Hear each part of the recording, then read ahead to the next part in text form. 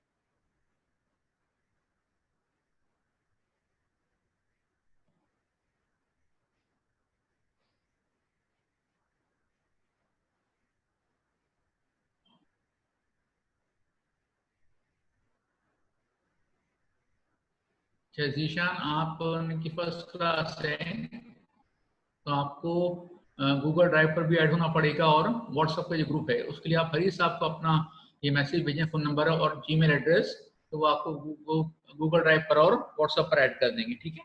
अच्छा, उसमें सारे लेक्चर्स हमारे ऑलरेडी मौजूद हैं। अच्छा ना, हम लोग स्टार्ट करते हैं। देखिए लास्ट क्लास में हम लोगों ने थोड़ा सा डिस्कशन किया था profit on debt for housing purpose. अच्छा, ये पैराग्राफ हम डिस्कस कर चुके हैं, लेकिन एक मतलब और आपके साथ शेयर कर लेते हैं। एन इंडिविजुअल, अच्छा ये चूंकि जो लोन है ये होता ही है हाउसिंग पर्पस के लिए, इसलिए ये मिलेगा सिर्फ इंडिविजुअल को। एक कंपनी या एक एओपी जो है वो हाउसिंग के लिए लोन नहीं लेती, तो इंडिविजुअल को मिलता है ये। अच्छा, तो इंडिविजुअल क्या करेगा, जो वो पे करेगा क्या चीज, मार्कअप कह लें, शेयर ऑफ रेंट कह लें, share towards appreciation the value of the house कह लें। तो असल चीज क्या है, अगर किसी ने हाउस बिल्डिंग फाइनेंस कॉर्पोरेशन से लोन लिया मिसाल के तौर पर, या किसी बैंक से हाउसिंग स्कीम वाला लोन लिया है, तो वो जो कुछ भी एक्स्ट्रा पे करेगा प्रिंसिपल अमाउंट के अलावा, ठीक है, ओरिजिनल अमाउंट के अलावा, तो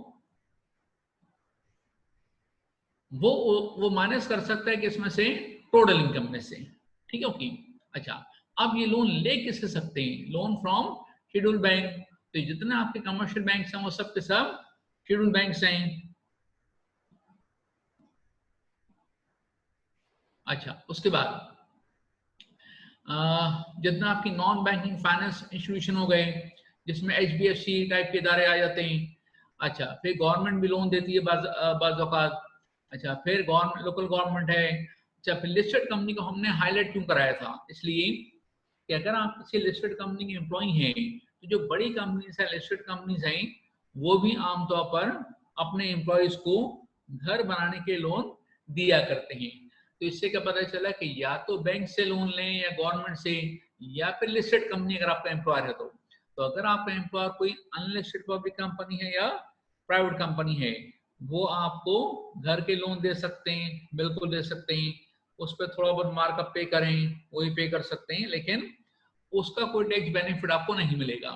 अच्छा, दूसरे एक और चीज में for acquisition of a house और construction of a new house, या तो आप कंस्ट्रक्शन करवा रहे हो या बना बनाया घर परचेज कर रहे हो। अच्छा, कंस्ट्रक्शन ऑफ न्यू हाउस में डेफिनेटली जमीन परचेज करना भी आ जाता है। तो एक पॉसिबिलिटी है कि जमीन आपने परचेज की लोन लेकर के और कंस्ट्रक्शन आपने खुद करवाई, तो जो जमीन पे जो आपने लोन लिया है उस पर जो मार्कअप पे किया है, क्या उसका आप टैक्स बेनिफिट ले सकते हैं?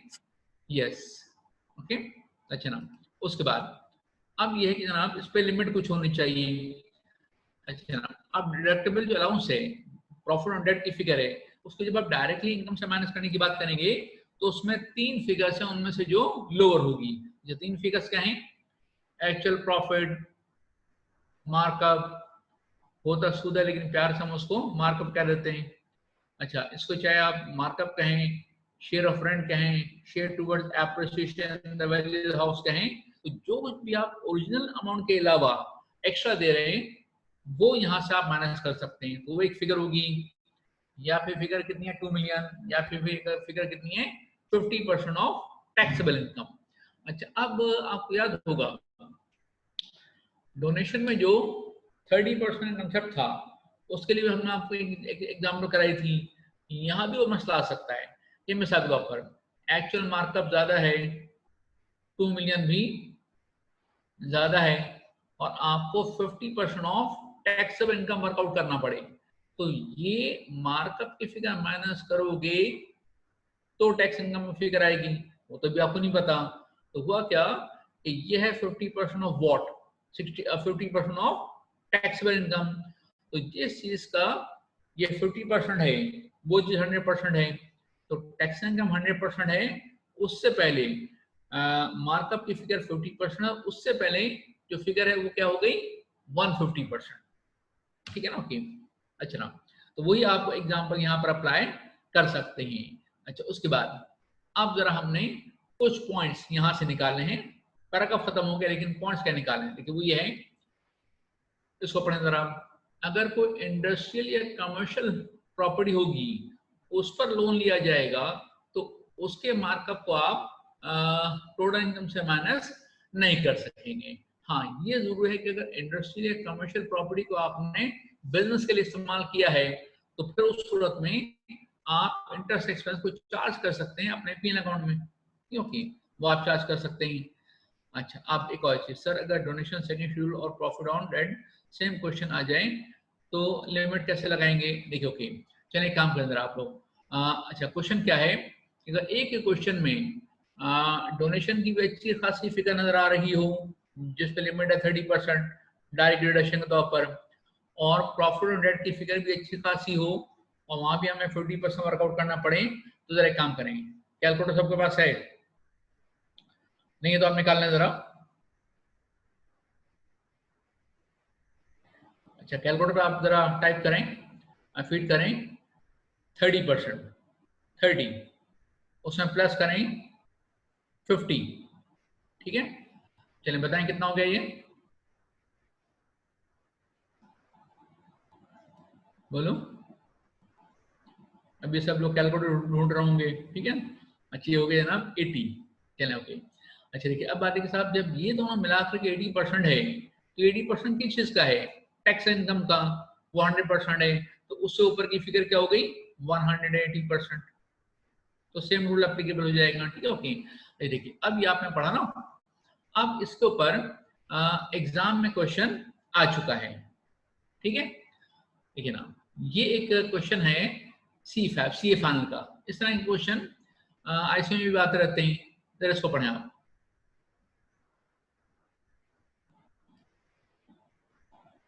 देखिए यहाँ चूंकि इंडस्ट्रियल प्लॉट लिया गया है तो रेजिडेंशियल प्लॉट तो नहीं है ये, तो इस पर आप जो है वो जो मार्कअप है वो इनकम से डायरेक्टली माइनस नहीं करेंगे। लेकिन वही बात है कि अगर आपने प्लॉट लिया है और उसका आप बिजनेस के लिए इस्तेमाल कर रहे हैं तो उस सूरत में क्या आप उसको प्रॉफिट एंड लॉस अकाउंट में चार्ज कर सकते हैं? द आंसर इज यस, बिल्कुल चार्ज कर सकते हैं, ठीक है?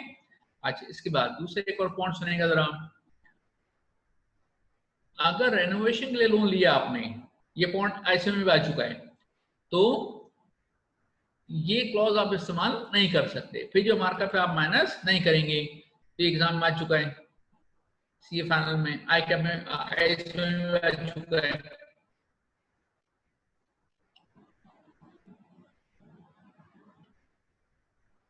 ठीक है, रेनोवेशन के लोन लेते हैं तो यहाँ पर क्या किया उन्होंने कि एक्विजिशन है या फिर कंस्ट्रक्शन है, रेनोवेशन इसमें शामिल नहीं होता है। अच्छा, उसका फिर अब एक और चीज है एजुकेशन एक्सपेंस, तो सुने गौर से, आप की जो आईसीएमई की फीस है कौन पे कर रहा है? अम्मी अब्बू? बोलना पड़ेगा। आपकी आईसीएमई की जो फीस है कौन पे कर रहा है? सेल्फ? नहीं हो सकता, मुश्किल है। चलें, किस किस के अम्मी अब्बू पे कर रहे हैं? पेरेंट्स। सुने जरा, चलें, होता ये है कि अगर आपके पेरेंट्स आईसीएमई की फीस पेमेंट कर रहे हैं तो वो उसे अपनी इनकम में से माइनस कर सकते हैं, उनका बेनिफिट उन्हें मिलेगा, टैक्स बेनिफिट मिलेगा। कैसे पढ़ते हैं जरा देखिए।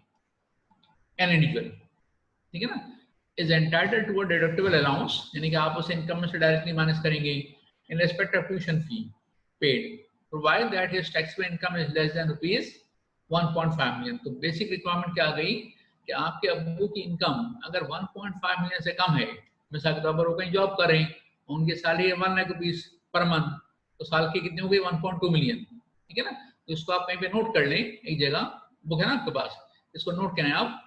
ये जो मैंने एग्जांपल आपको दी है तो लिख लें आप इसको कि 1.2 million is less than 1.5 million, लिख लिया आप लोगों ने।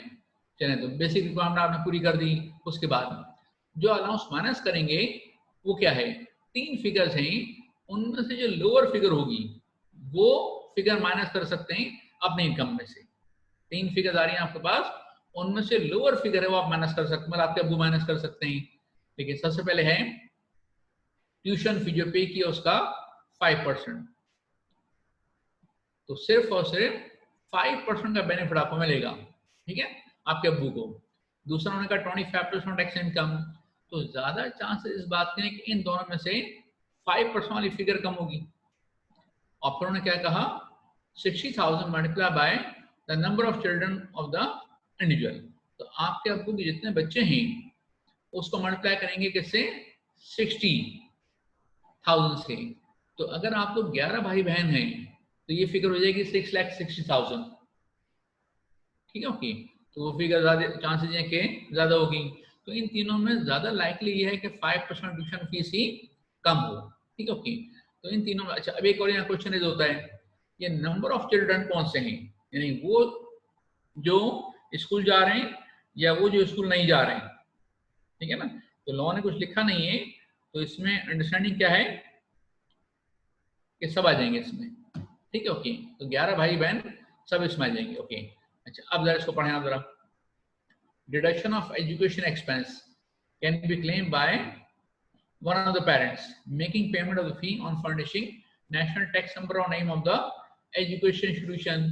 तो आपको पता है कि साहब एनटीएन और नेम है, तो नाम तो सभी को पता होता है कि आप किसको पेमेंट कर रहे हैं, ठीक है। तो इसका मतलब क्या हुआ कि जो भी एजुकेशन इंस्टीट्यूशन है इसमें चाहे स्कूल हो, कॉलेज हो, आईसीएमए हो, एससीसी हो, सीओ, सब इसमें आ जाएंगे ओके। अच्छा अलहमद अकेडमी भी आ जाएगा, जैसे कि इसमें प्राइवेट एजुकेशन इंस्टीट्यूशन भी शामिल है ना। अच्छा अब सुनिए, ये जो उन्होंने कहा साहब के पेरेंट्स में से कोई एक, तो मैं उसके एग्जाम्पल देख लेता हूँ, सुनिए जरा। अच्छा एक मिनट सर, टैक्स अथॉरिटीज तो नॉन कैलकुलेट करके या वरना उन्हें कैसे पता कौन सा ऑप्शन लोअर है। ओके देखिए ये जो सारी वर्किंग है ये हम बाकायदा उन्हें कैलकुलेट करके देते हैं, ठीक है ओके। और फिर वो उसको बाद में चेक भी कर सकते हैं, ठीक है। देखिए जो आपने पैराग्राफ पढ़ा है इसके एग्जाम्पल सुन लीजिएगा। ठीक है फर्स्ट करें, आप तो करें आईसीएमए भी ओके। अच्छा आपके अब्बू और आपकी अम्मी, ठीक है ओके। अब डिपेंड करता है कि दोनों में से कोई पेमेंट करें, कैसे पता चलेगा, ठीक है। तो आप क्लेम कर सकते हैं कि अम्मी पे कर रही है, कोई कह सकता है अब्बू पे कर रहे हैं, लेकिन मैं एग्जाम्पल देता हूँ सुने। फर्स्ट करें, आपके अब्बू हैं आईसीएमए क्वालिफाइड या सीए क्वालिफाइड ओके।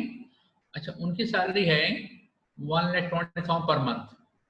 कितनी सैलरी है, 1,20,000 पर मंथ, तो वो तो हो गई 1.44 मिलियन, तो लेस देन 1.5 मिलियन है ओके। अच्छा तो आपके अब्बू तो सीए या आईसी में क्वालिफाइड है। अच्छा आपकी अम्मी ने आईबीएस से एमबीए किया है और उनकी सैलरी है 10 लाख रुपए महीना, ओके। तो वो तो हो गया 120 मिलियन, तो वो तो वैसे भी क्लेम नहीं कर सकती, तो अब्बू क्लेम कर लें, ठीक है ना ओके। अच्छा ना इसके बाद अब ये एक पैराग्राफ है, इसको हम एक काम करते हैं फिलहाल रहने देते हैं ओके। ये फिलहाल ये डिडक्शन का ताल्लुक है, जरा थोड़ा सा बाद में देखेंगे ओके। अच्छा ना उसके बाद अब ये जरा एक क्वेश्चन है तो ये सीए का, लेकिन इस तरह के क्वेश्चन आईसीएमए में आते रहते हैं। बल्कि आपको ये आइडिया होगा कि आईसीएमए के एग्जामिनर है तकरीबन अच्छे खासे क्वेश्चंस वो सीए से ही पिक कर लेते हैं, पूरे पूरे क्वेश्चन छपे छपाए उन्होंने कॉपी किए हुए, ठीक है। चलिए काम करें। अब आपका होना चाहिए कैलकुलेटर, ठीक है। रजिस्टर भी आपके पास होगा। तो एक काम करें, वो 3 फिगर्स आप लिखें और फिर आप बताएं कि आपके लिए अलाउबल फिगर क्या होगी।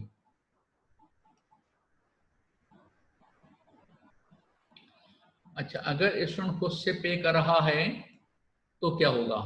ठीक है, ओके, डिपेंड करता है। सुनिए, देखिए ये क्या है। अच्छा, यहाँ पर उन्होंने वैसे बच्चों का जिक्र नहीं किया है, तो पे कर रहे हैं तो फिर आप उसकी कैलकुलेशन कर सकते हैं, बज़ाहिर कोई मसला नहीं है। ओके, अच्छा ना, लेकिन अगर आप अपनी ट्यूशन खुद पेमेंट कर रहे हैं तो डिपेंड करता है क्या आप टैक्स पेयर हैं, क्या आपकी इनकम टैक्सेबल है, डिपेंड करता है। आपके पेरेंट्स की इनकम तो टैक्सेबल होगी।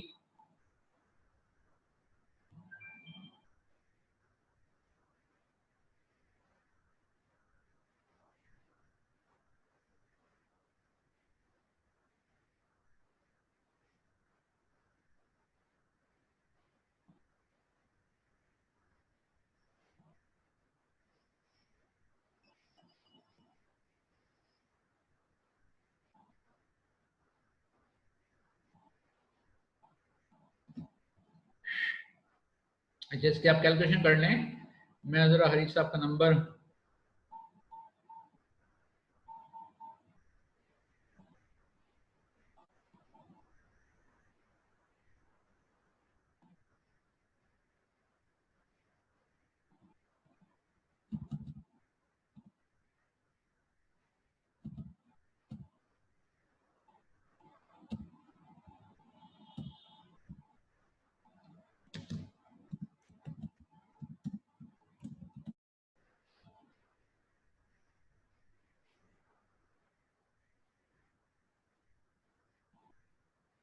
अच्छा ना, फिगर आ गई 10,800। अच्छा, पॉइंट डी को मैंने ये इग्नोर किया हुआ अभी, ठीक है, ओके, वो थोड़ा सा एडवांस लेवल का है, उसको बाद में लिखेंगे। चलिए अब जरा इसका आंसर लिख लेते हैं। जनाब, सबसे पहले आपने 3 फिगर्स वर्कआउट करनी है ना। ये आपने कैसे वर्कआउट की? 6,000 पर चाइल्ड फीस है, तो पर मंथ है ना ये, तो 6,000 मल्टीप्लाई बाय 12 इंटू 3, ये तो होगी टोटल फीस जो पेमेंट कर रहे हैं उसका 5%, 10,800, 8 लाख का 25%, और 3 बच्चों का 1,80,000। डेफिनेटली विच लोअर क्या हुआ? 10,800। ठीक है, ओके। अच्छा ना, अब इसके बाद ये चैप्टर हमने मुकम्मल कर लिया। अब हम एक काम ये करते हैं कि इसके 2 क्वेश्चंस आपकी बुक में गिवन है, क्वेश्चन नंबर 2.1 एंड 2.2। अच्छा, काम आपको ये करना है कि जिस तरह के क्वेश्चन हमने आपको दिए बना के 2.1 2.2, उस तरह के क्वेश्चन एग्जाम में आते रहते हैं। तो आप एक काम ये करेंगे कि आप ये चैप्टर रिवाइज कर लें और उसके बाद वो क्वेश्चन आप 1 बाय 1 खुद सॉल्व करें और उसके बाद हमारे आंसर से उसको मैच करें। ठीक है, हमारे आंसर में कोई मिस्टेक मिले तो आप मुझे ईमेल कर सकते हैं। ठीक है। अच्छा, अब किसी ने ये कहा है कि सर जी ये इस क्वेश्चन में 60,000 इंटू नंबर ऑफ, क्या हम ये अज्यूम करेंगे कि तीनों ही चिल्ड्रन हैं? आप 60 साल के हो जाएंगे, आपके पेरेंट्स 90 साल के होंगे, तो आप उनके लिए चिल्ड्रन ही रहेंगे। यहाँ पर माइनर नहीं है, चाइल्ड है। ठीक है, तो आप कितने साल के हो गए? ठीक है ना, आप 12 साल पहले 18 साल के हो चुके हैं।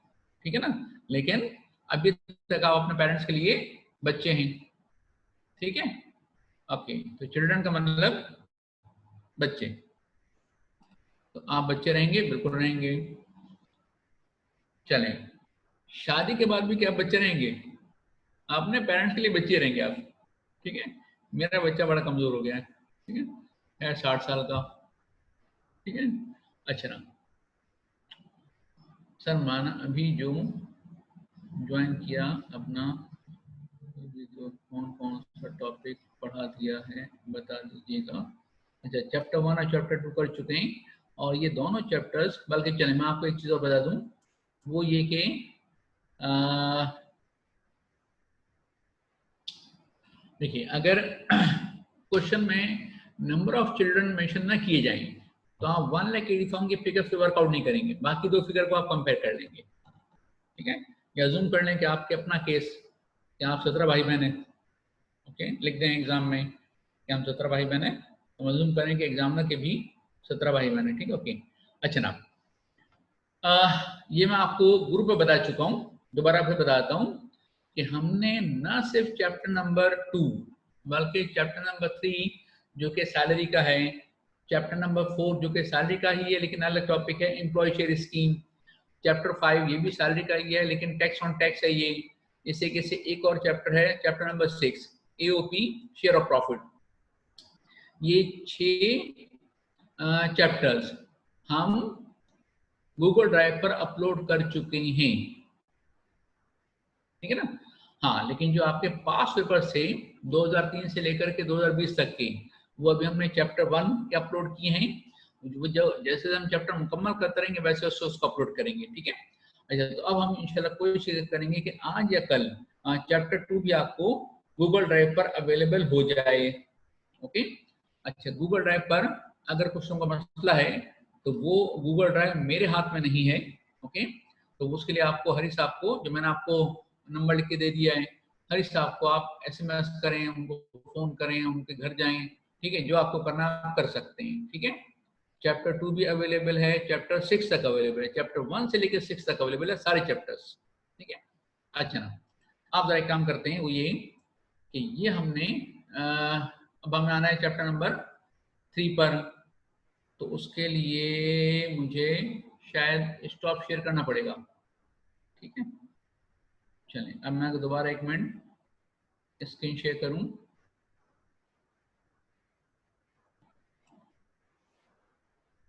ठीक है, ये सैलरी का आ गया।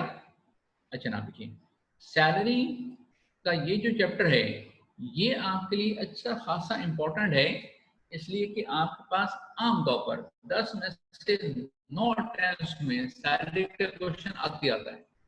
प्रैक्टिकल क्वेश्चन, इंडिविजुअल क्वेश्चन आता है, उसमें दूसरे हेड भी होते हैं लेकिन मेजर क्वेश्चन उसमें सैलरी का होता है। तो ये वो क्वेश्चन है कि आप इसको अगर सही तौर पर कर लें तो इंशाल्लाह आप अच्छे खासे मार्क्स अचीव कर सकते हैं।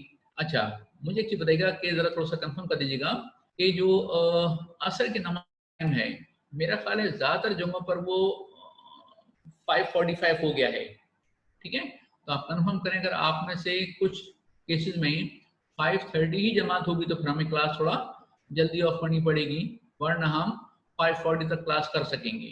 तो अगर आप में से किसी के पास 5:30 का टाइम है तो आप मुझे बता सकते हैं। अच्छा ना, कुछ जगह पे 5:30 है, तो चलें ठीक है। ये वैसे भी बस कल परसों की क्लास और है, उसके बाद फिर ईद की छुट्टियां होंगी। अच्छा, मेरा ख्याल है कि ईद में आईसीएमए वालों को क्लास रखनी चाहिए, क्या ख्याल है आपका? करना कराना आपको कुछ भी नहीं है बेटा। 5:15 शायद मेरा ख्याल देख लीजिएगा, क्योंकि 5:11 पे तो टाइम शुरू होता है, ठीक है बात। चलिए, तो मेरा अपना ख्याल ये है कि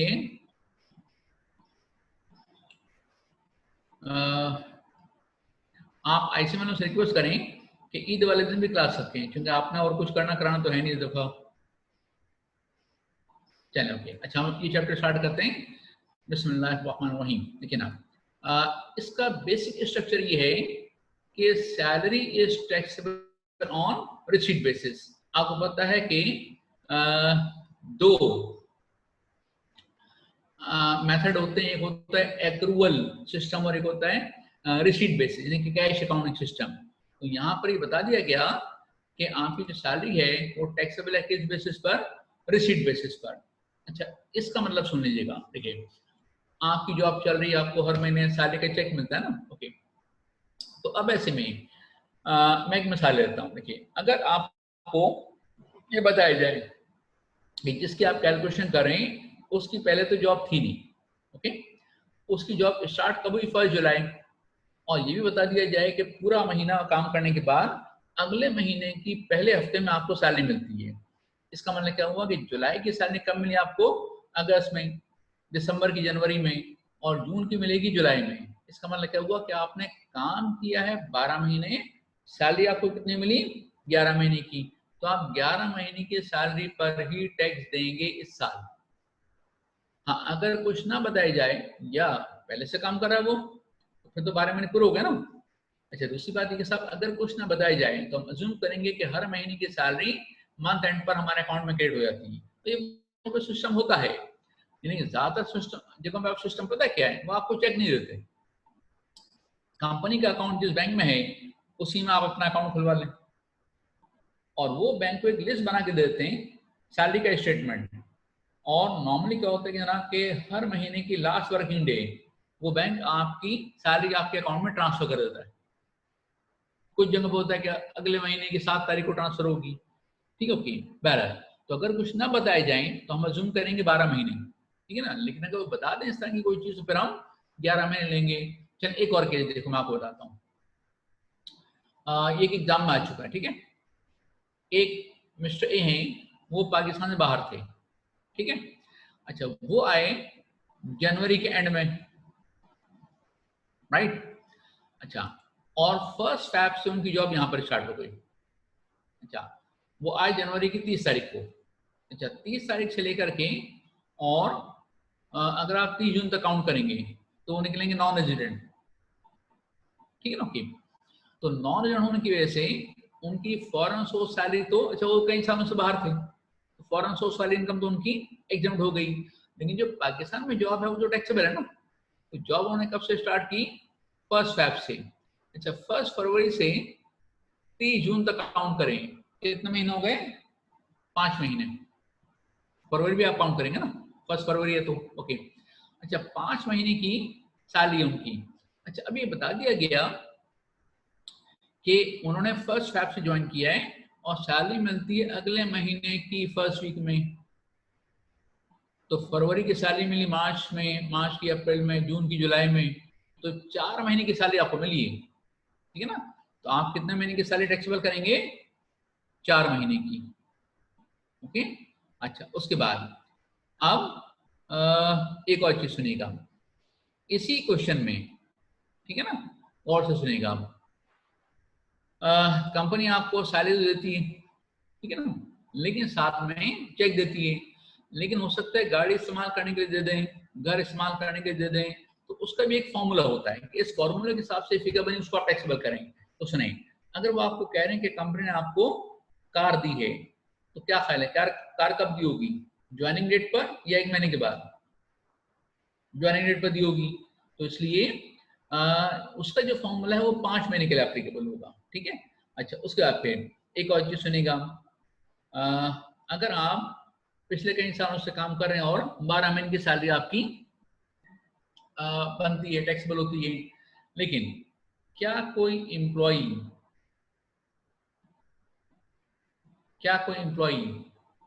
एडवांस सैलरी रिसीव कर सकता है? कर सकता है, ठीक है ना।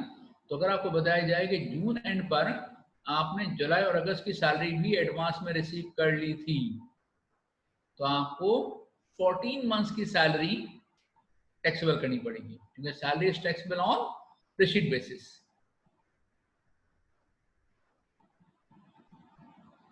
ठीक है ना। अच्छा, इसी की सेम अगर आपको बताया प्रीवियस ईयर की सैलरी इस साल मिली तो रिसीट बेस है, इस साल टैक्सेबल करोगे, पिछले साल टैक्सेबल नहीं की होगी, ओके। अच्छा, उसके बाद अब ये जरा पर आप पढ़ें।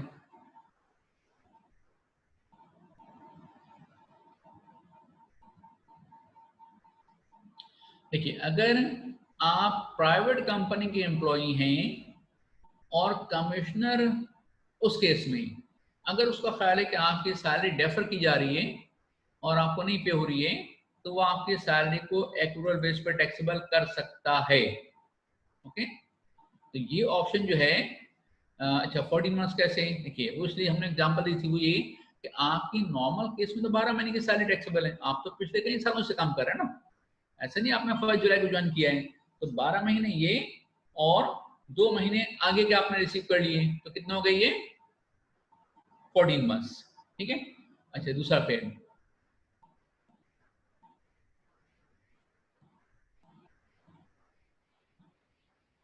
देखिए 2 साल की इनकम एग्जाम है, वो तो रिटर्निंग एक्सपायर ट्रेड के लिए, ठीक है ना, ओके। वो बिल्कुल एग्जम्प्ट है, उसमें कोई मसला नहीं है। ठीक है, ओके, अच्छा ना। उसके बाद अब हम बात कर रहे थे कि अगर आप किसी प्राइवेट कंपनी के एम्प्लॉई हैं और प्राइवेट कंपनी के केस में कमिश्नर अगर चाहे तो आपकी सैलरी को इक्विटेबल बेस पे टैक्सेबल कर सकता है। अब आप ये पूछ सकते हैं कि साहब प्राइवेट कंपनी क्यों, व्हाई नॉट पब्लिक कंपनी? अच्छा, एम्प्लॉय तो आप किसी पार्टनरशिप फर्म के भी हो सकते हैं, एम्प्लॉय तो आप किसी इंडिविजुअल के भी हो सकते हैं। ओके, तो देखिए यहाँ प्राइवेट कंपनी का जिक्र इसलिए किया है क्योंकि आमतौर पर प्राइवेट कंपनी घर का बिजनेस होता है, घर के लोग होते हैं, ठीक है ना। अच्छा, आपके अब्बा जी ने बिजनेस किया, एक बनाई एक प्राइवेट कंपनी, तो उसमें चीफ एग्जीक्यूटिव कौन है? अब्बा जी हैं।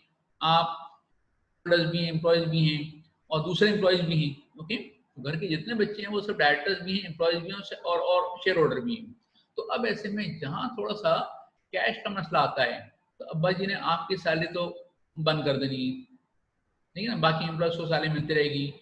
तो अब होता मसला पता क्या आता है, कंपनी की बुक्स एक्टिव बेस पर होती है, तो कंपनी की बुक्स में तो एक्सपेंस चार्ज हो रहा है, salary expense debit, salary payable credit, आपको नहीं मिल रहा है।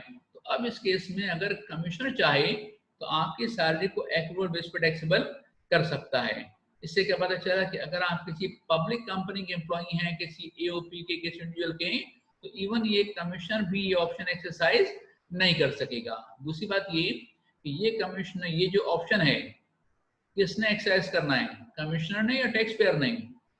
कमिश्नर ने।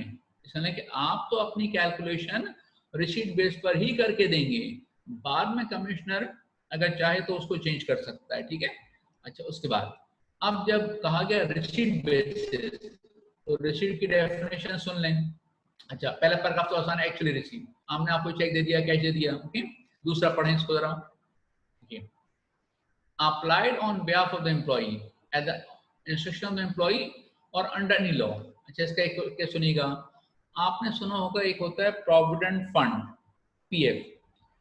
अच्छा, पीएफ हमारे इसी चैप्टर के आखिर में पूरा पैराग्राफ मौजूद है, लेकिन यहाँ हम थोड़ा सा इनिशियल डिस्कशन आपको करके देंगे। देखिए, प्रोविडेंट फंड एक ऐसा सिस्टम है, एक ऐसा फंड है कि जिसमें कुछ कंट्रीब्यूशन एम्प्लॉय का अपना होता है, वो आमतौर पर 10% होता है।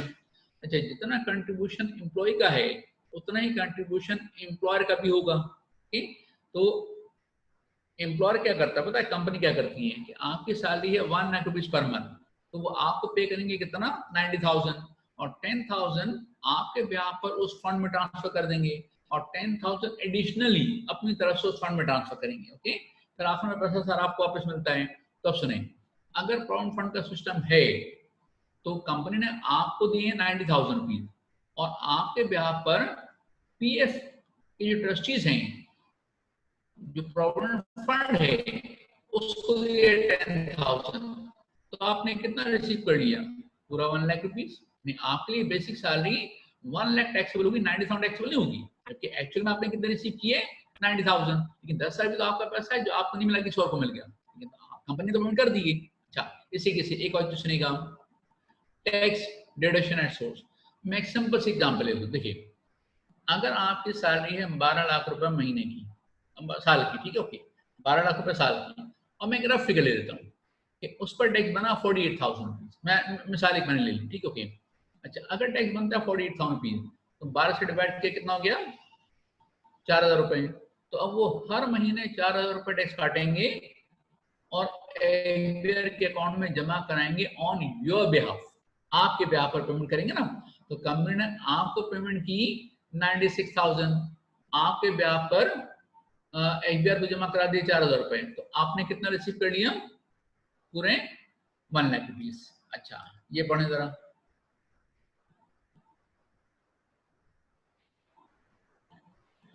देखिए केस क्या है, मिसाल के तौर पर 30 जून आपका ईयर एंड है, ओके। अच्छा, कंपनी ने आपको 27 जून को चेक इशू कर दिया। अच्छा, आजकल तो बहुत कॉमन होता है, आप जमा कराएं एक दिन में मेरा हर ट्रांसफर हो जाता है वो पैसा, ओके। अच्छा, आपको चेक कब मिला, 27 जून को, आपने जमा कराया 2 जुलाई को, तो कंपनी ने तो आपके लिए अवेलेबल कर दिया था, आपने बाद में जमा कराया, वो आपका मसला है। तो अब जो चेक है ये कब टैक्सेबल करेंगे, ईयर 1 में या ईयर 2 में, तो आप उसे टैक्सेबल करेंगे ईयर नंबर 1 में। अच्छा, इसी के सेम एक और चीज आप पढ़ाएं, बेनिफिट ऑफ परक्विजिट। ये परक्विजिट को हम बाद में डिस्कस करेंगे। Benefit including benefit kind is made available to an employee. मैं इसकी आपको एक मिसाल देता हूँ स्नेहा से। आपको जो सैलरी मिलती है उसमें बेसिक सैलरी है, बोनस है, दूसरी चीजें हैं, गाड़ी मिल सकती है। इस तरीके से मैं एक और मिसाल देता हूँ आपको। कंपनी कर सकती है कि अगर डायरेक्टर के पास एक लैपटॉप है, अच्छा लैपटॉप अच्छी वर्किंग कंडीशन में, कोई मसला नहीं है, लेकिन डायरेक्टर ने तो नया लैपटॉप परचेज कर लिया, अच्छा वो पुराना बेचने की जगह ये हो सकता है किसी इदारे को दे दें, चैरिटेबल इदारे को, और ये हो सकता है कि उन्हें आपकी शक्ल जरा मिस्किन नजर आई, तो उन्होंने, आप उनके एम्प्लॉई हैं, उन्होंने कहा ठीक है ये आप ले जाएं। अच्छा आप सुने, कंपनी ने अगर आपको लैपटॉप दिया है तो ये कोई ज़कात खैरात सदका नहीं है, ये एम्प्लॉयमेंट बेनिफिट है। तो जो लैपटॉप है उसकी फेयर मार्केट वैल्यू वो आपके लिए टैक्सेबल हो जाएगी। अगर एफएमवी है 70,000 रुपए, तो 70,000 रुपए पर आपको टैक्स पे करना पड़ेगा क्योंकि आपको बेनिफिट मिला है। अच्छा ये हो सकता है कि वो आपसे कहें ठीक है एक काम करें, आप हम आपको फ्री में नहीं दे रहे हैं, आप हमसे परचेज करें। तो ये भी बहुत कॉमन होता है कि जब कंपनी अपने एम्प्लॉयज को कोई चीज बेचती है तो वो कम प्राइस में बेचती है, मार्केट से कम प्राइस में, और अच्छा सा डिफरेंस हो सकता है। तो लेट्स से एफएमवी है 70,000, आपने परचेज किया कंपनी से 20,000, तो टैक्सेबल कितना होगा, डिफरेंस 50,000, क्योंकि आपका बेनिफिट क्या है 50,000। अच्छा अब जो मैंने आपको एग्जांपल दी उसका इससे क्या ताल्लुक है, सुने गौर से। अगर कंपनी के डायरेक्टर ने कहा कि आप लैपटॉप ले जाएं, ओके, तो बात ये कि अगर आप लैपटॉप घर ले जाएं तो ऐसा नहीं आपने गाड़ी में डाल ले गए, क्योंकि कंपनी की प्रॉपर्टी है, कंपनी का फिक्स एसेट है, तो बाकायदा उसके डॉक्यूमेंटेशन होगी, ओके, उसका गेट पास बनेगा, उसकी अप्रूवल होगी। तो फॉर एग्जांपल अप्रूवल और गेट पास वगैरह बन गया 29 जून को, आप घर लेकर के गए 2 जुलाई को, टैक्सेबल कब करेंगे, ईयर 1 में, ईयर 2 में, ओके, आप इसे टैक्सेबल करेंगे ईयर नंबर 1 में, क्योंकि ये मेड अवेलेबल की डेफिनेशन में आ चुका है, ओके। अच्छा आज जो हमने टॉपिक डिस्कस किए, चैप्टर नंबर 2 में से हमने प्रॉफिट ऑन डेट को डिस्कस किया है, एजुकेशन एक्सपेंस को डिस्कस किया, और अब हम चैप्टर नंबर 3 का पैराग्राफ, ओपनिंग पैराग्राफ डिस्कस कर रहे हैं, राइट। अच्छा अब ये जो पैराग्राफ है इसके लिए एक और एग्जांपल सुनिएगा, तो वो ये है कि एक कंपनी का रूल ये था, मतलब प्रैक्टिस ये थी कि वो अपने एम्प्लॉयज को चेक दिया करते थे सैलरी का, लेकिन उन्हें क्या काम करें, एक होता है कन्वेंस अलाउंस, एंटरटेनमेंट अलाउंस, वो उन्होंने कहा हम आपको दे देंगे कैश में। तो कंपनी के जो कैशियर था उसको इंस्ट्रक्शन ये थी कि महीने के जो आखिरी दिन है उसमें एम्प्लॉयज आएंगे, आप उन्हें 3,000 रुपये महीना दे देंगे हर महीने, ओके। अच्छा हमारा जो एम्प्लॉय था उसने 30 जून लास्ट वर्किंग डे था, उसने छुट्टी मार ली और वो गया 2 जुलाई को, और 2 जुलाई को उसने पैसा रिसीव किया। अब बताइए टैक्सेबल कब होगा, ईयर 1 में या ईयर 2 में, तो ये होगा ईयर नंबर 1 में, क्योंकि वो मेड अवेलेबल की डेफिनेशन में आ गया, राइट। अच्छा अब एक और ये सुनिएगा, देखिए आई कैप के जो क्वेश्चन आते हैं वो आईसी वाले भी उसी तरह से क्वेश्चन कर लेते हैं, ठीक, ओके। अच्छा अब आई कैप के एग्जामिनर हों या आईसी में के हों, पिछले कुछ सालों से कुछ ऐसे एग्जामिनर्स हैं कि जो बिल्कुल फारिग हैं, ठीक है ना, ऐसे ऐसे पॉइंट लेकर के आते हैं जो पाकिस्तान में आज तक हुए नहीं होंगे, ठीक, ओके। बैठ के सोचते हैं, सोचने में क्या अर्ज है, ओके। तो ऐसे पॉइंट मैं आपके सामने लेकर के आ रहा हूँ। ये पैराग्राफ है नंबर 3, तो सुने जरा, ये पढ़ें जरा।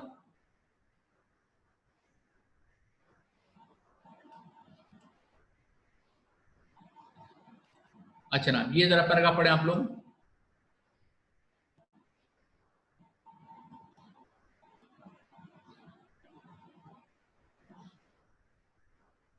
देखिए ना, केस ये है कि साहब मिस्टर पंसारी हैं, कंपनी ने हमने चेक दिया 75,000 का, अच्छा ये हम कहते हैं लीव इन कैशमेंट, ये चलें इसके लिए बोनस कर लें, बोनस का आपको चेक दिया 75,000, आपने मिस्टर पंसारी, काम आप कहाँ करें, सुकून लिमिटेड में। तो ऐसे में आपने कहा कि हमें अब मजीद पैसा नहीं चाहिए, जो हमें बेसिक सैलरी मिल रही है, अल्लाह का शुक्र है, हमारे लिए काफ़ी है, तो वो चेक आपने वापस कर दिया। अब आप बताइए, अगर किसी को हक हलाल का कोई चेक मिलेगा, वो उसको वापस करेगा? नहीं करेगा। लेकिन एग्जामिनर ने बैठ के सोचा कि अगर ऐसा हो तो क्या होगा। तब सुने, ये जो आपने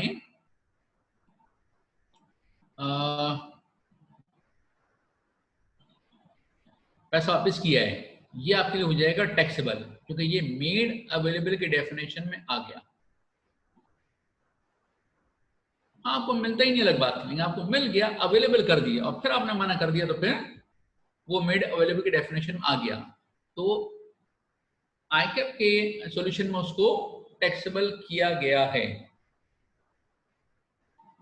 ओके, तो चलिए याद रखिएगा, हमने मिस्टर पंसारी वाला क्वेश्चन किया है। इसके बाद नेक्स्ट मीटिंग में हम आगे स्टार्ट करेंगे। देखिए, एक क्वेश्चन मुझसे किसी ने किया है कि sir, is there a need to purchase past papers और योर बुक इज इनफ? तो पास्ट पेपर आपके पास हैं कौन से, ये मुझे आप बता दीजिए। आईसीएमए के पास पेपर किसी ने सॉल्व नहीं किए हैं।